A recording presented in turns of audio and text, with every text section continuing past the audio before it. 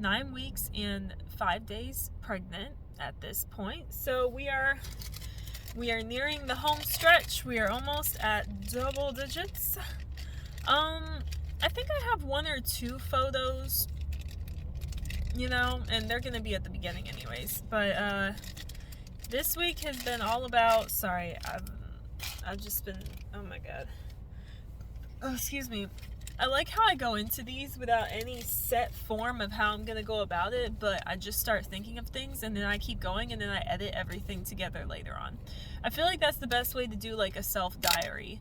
I don't really have like a checklist of points that I go down. I really just I just say whatever comes to my mind. My boobs are definitely still hurting. They have definitely packed on some weight. If anybody knows me or knew me before this, they were, a low B. They were a low B, and I definitely think they're getting to be a C cup. I'm almost done with my BV treatment, which is awesome because if anybody's gone through it, it's really annoying. Like, you got to do a supposite in, your every night, and it's just like, I hate this so much, but it's almost done. I'm feeling good about that. I have an appointment on the 22nd of February. I'm not sure if I already reiterated all of this, but I'm just putting it out there to put it out there. And that one will be, it'll be for genetic testing. So I am going to opt for the non-invasive genetic testing that they do. And that's basically where, my calf muscles are looking so tough and tight. But that's basically where they take some blood from you, and essentially, after 10 weeks, the baby's DNA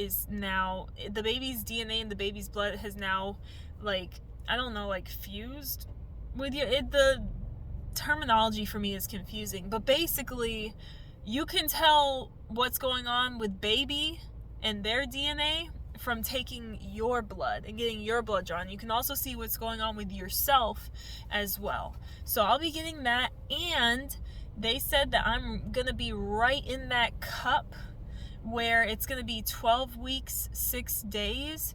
And they said that is the perfect time to get the second ultrasound to make sure that the baby is growing at the rate that it's supposed to be growing at. Like I said in my last video, I have a sneaky, well, actually, I don't know if I said it in my last video. Maybe it's going to show up on this one. I have a sneaky suspicion that it's twins, and they missed them on the first ultrasound. And let me know if y'all see it. This right here, I don't know what that is. I feel like they would have told me if that was something unnatural, but why is there a little space down here? It's on the other one too, but it's not as noticeable. It's not as defined. And it's what are you doing right there? Other than that, you can also see that the baby, in this one, the baby looks a certain way, and then in this one, the baby looks completely different. But that could have been, obviously, the angles that it was taken at. But I'm wondering if the reason the baby looks different was because maybe there was a baby behind that moved a little bit. And this is just my take on it. There is no proof of this right now. No proof at all. I just got a feeling. So we gonna find out about that in a few weeks. And I'm gonna tell them to double, triple check too, because I got a weird feeling.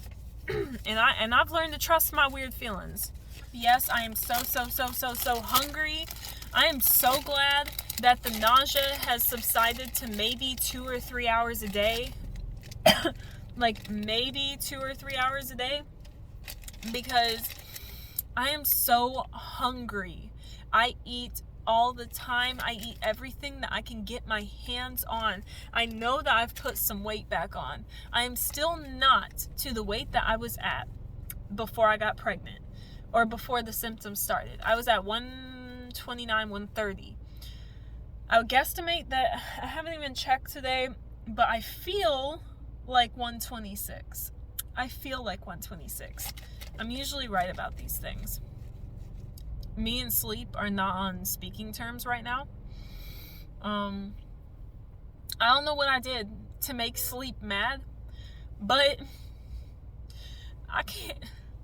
Man, I'm so tired every day. I'm so tired.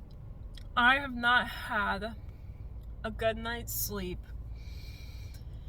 in about 2 weeks. Yeah, I'd say about 2 weeks, because it started right around the 8-week mark. I just started having these nights where it started with 1 or 2 times a night, and it just progressively got more and more severe. Nowadays, I wake up anywhere from 10 to 15 times a night. And mind you, this ain't even the pee. This is just because my body wakes me up. I'm not really sure why. I don't know. I keep good track of my bowels and stuff like that. I'm really gassy, but that's been since like week 4.5, 5 weeks. That's been since the beginning. Burping, hiccuping, farting, diarrhea, constipation, the works. But for the most part, none of them are constant. They just come and go as they please. Like, I'll have diarrhea one day and then the next day I just won't have it. So it's not that bad. Of course the gas will make me cramp and that doesn't feel good. I feel like being tired ain't even really from being in week 9. It's from the fact that I'm in week 9 and my body won't let me sleep at night. That's probably what it's from. I'm trying to think of all the other weird stuff. Is there any other weird stuff? My acne has progressively gotten worse and worse. It is all over my face. I don't even know if y'all can see it in this camera, but it's definitely there though. All over. It's all over my neck. Like, it's very hard because of the sunlight, but yeah, it's definitely here with a vengeance, and I don't know what it wants, but I don't have whatever it's looking for. This week the baby is the size of either a Hershey Kiss or, an olive. So pick your poison, Hershey Kiss or an olive. Yeah, I didn't keep up with much this week at all. I did, I attended a really nice birthing seminar. It was called 3 Secrets That Make or Break a Natural Childbirth, and it was by Mama Natural. So I really like that, and eventually I do want my partner and I to purchase her classes, her birthing course soon here. We're still early on, but I would like to purchase that at some point. Yeah, I really didn't put much of week 9 in my notebook at all because it's been very hectic. Like, I've been getting back to work. I've been planning a lot of stuff. We've been figuring out moving thing. We're actually doing a monthly Airbnb stay, and we're just, we're doing that each month. So we're starting this month literally tomorrow. And that's going to be exciting. I'm very excited about the Airbnb. It is very nice. We struck a huge deal. We've got the downstairs bedroom, kitchen, and living room and bathroom all to ourselves. It's like our own little place down there. And we only got it for like $1,200 a month. Like, not bad at all. Like, there's 1 bed, 1 bath places out here in Charlotte. They're like $1,400. I'm like, what are you doing? But anyways, I'm excited about it. We already got it booked. It's a done deal. They accept our dog, which is really nice. I'm going to... Oh, you decided to wake up. Hello, my beautiful boy. Before I go, I just want to say a few things about, being pregnant and having people say certain stuff to you and give advice where, you know, it wasn't really asked for. And just weird things. Like, suddenly when you become pregnant, I guess people kind of feel like they can just try to teach you things randomly. And it's like, no offense to people out there, but some of this stuff, I don't need some of this stuff in my energy and around me. So let me just give some examples, because y'all are probably like, what is she talking about right now? So I have, oh, that's a nice little van. That's cute. I have decided to continue dancing and performing throughout my entire pregnancy. A lot of people feel very, dang, I cannot get a good angle. That's about as good as I'm gonna get, huh? Let me sit up a little bit. But basically, I've had very mixed reactions with that. I don't really have shit to prove to anybody about it, so it's really, it's not my issue, it's other people's issues. But basically, I'm realizing that pregnancy has a huge stigma around it. And I figured when I got pregnant someday, I was going to take it in stride and not give a fuck what people think. But sometimes I still do. So some examples are, I've had people look at me crazy when I said that I was going to still be performing at 7 months. Like, be like, I don't know if they're going to want to see that up there. I've actually, yes. People have said to me, I don't know if they're going to allow that. I don't know if they're going to want to see a pregnant person up there, you know, about to pop, this, that, and the third. Like, it's like, I already made this decision, so I didn't need y'all putting me down about it at all. I don't need y'all saying shit to me. I already made the decision to perform. I already made the decision to teach. I already made the decision to be physically fit while I'm pregnant. It is what it is. Sorry if y'all can't relate. No shade. A little bit of shade, but no shade. And then also, like, with my sexuality and stuff. Like, I've had people, I knew that people were going to look at me differently once I got pregnant, but I didn't know it was going to be this fast. Like, I've had conversations with people where they thought that it was weird that I would still, you know, get down on stage, like get down and be sexy and like twerk and like do all, like be myself. Like, people thought that that was weird during pregnancy. And I'm like, it just shows how sheltered our country is, because I follow people from different countries, and other countries do not treat pregnancy the same way our country treats it. I literally have seen Swedish dance hall dancers in Jamaica pregnant, like, and I'm talking like 6, 7, 8 months pregnant, twerking in splits on the floor, getting up on their head, going crazy. The crowd is going wild. They are performing with people. I've seen very pregnant people performing on stage with artists. So our country is just very sheltered about this, to be completely honest. I am still a woman. I still have a sexuality. I am still sensual, and I can still be sexy no matter how pregnant I am. So that's really something that I want to stress to people. Like, be careful with the way you talk to a pregnant person, because I'm not just suddenly a human incubator that doesn't have my own aura and my own personality about myself. Okay? I'm still me. I'm still me. I'm me with raging hormones, but I'm still me. That's my new quote. I'm still me, just with raging hormones. And I get angry about the smallest shit. So these comments have really annoyed me. And like the comments, oh my god. The comments where people want to tell you about shit that's going to happen in the future, like that don't make you want to fucking abort. What is wrong with y'all? What is wrong with y'all? I think people find some type of deep-seated pleasure in scaring new moms. What the fuck is wrong with y'all? Seriously. People take pleasure in it. Oh, you can't sleep now? Oh, wait until the baby is born. Like, you're never going to sleep again.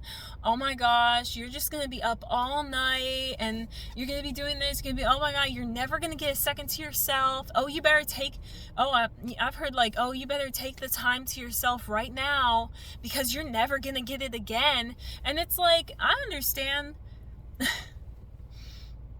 Now I understand why these children grow up with these sad ass complexes, and they grow up feeling like they're not good enough, and they grow up feeling like their parents don't love them, and so many other things, because subconsciously you are putting your own distaste with parenthood into your child. You really are. Children can tell when their parent doesn't want to be a parent. I want to be a parent.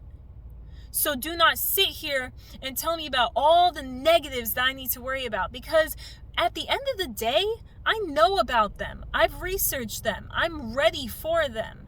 This is not going to be an easy path, but it makes it so much harder when we are put down and discouraged for having symptoms, or just for being pregnant in general, or for not being at a certain stage in pregnancy. Like, oh, just wait until the bump is big and your back is hurting. Like, why would you say that to me? Like, I'm almost 10 weeks pregnant. It's not like I'm just gonna abort the fucking baby. Why would you say that to me? What, so I can dread it? I think people in our society dread being pregnant. And it's because of this fear that generations of women have instilled on other generations of women. Women love to instill fear into other women about something that is natural and something that your body can handle and you can handle. I don't want to go into politics. I don't want to go into morals. I don't want to go into, oh, you don't have to have a baby. You do have to have a baby, blah, blah, blah. At the end of the day, biologically, our body was made to do this. My body can do this. And it can do it without the negative comments from people. It can do it without the negative, fear-mongering stereotypes about being pregnant and about not being as able to do things. And about being, crazy and miserable and depressed and all these other horrible things that people put onto us. Like, we're not already taking on enough. Like, we don't already know the expenses that we're going to be taking on. We don't already know the lack of sleep, the lack of energy. But what we do know is that it will be worth it for us. If you really want to be a parent, a real successful parent, it will be worth it for you. If you want to constantly complain about being a parent and about being blessed with a child, then that's on you. And yes, I got cheesy fingers. But seriously, it just goes to show so blatantly, how much people take advantage of their situation. You want to sit here and constantly complain and split hairs and talk about how hard it is to be a parent and how hard it is to have a child. You chose to do it. You chose to do it. You chose to do it. And some of these people, I wish they would have chosen different, because nobody should talk about parenthood that way. It is something that most people will go through. And yet it's something that most people dread. And it's crazy that nobody talks about this fear-mongering. I see it everywhere now. I see fear-mongering about being a parent everywhere. Everywhere I look on social media. Oh, raise your hand if you're 30 with no kids. We're out here sleeping in and eating good. Blah, blah, blah. I see so many posts about this, and I'm just like, why do y'all feel the need to put down people who made a choice in life that's different from yours? Like, if you're lonely, just say that, because there was no reason to make that post shaming parents. If you want kids but you can't find a good enough partner to have them with, say that. You don't have to make a post shaming parents. That's my take on it. So, I know I got heated there, I know it got wild for a second. It got heated. But I just had to put that out there. Fear is your worst enemy. Fear of anything is your worst enemy. Do not go into a situation being afraid of the situation. You go into it and take it in stride. Oh, excuse me. And no matter what I go through, I'm not going through it in fear. I'm going through it in confidence and in clarity. I have clarity that I'm going to be a parent, and not only that, I'm going to be a successful parent, and so is my partner. And I don't want to hear shit else about it. Because all people gotta do is shut up and watch. That's it for this one. Y'all have a good day.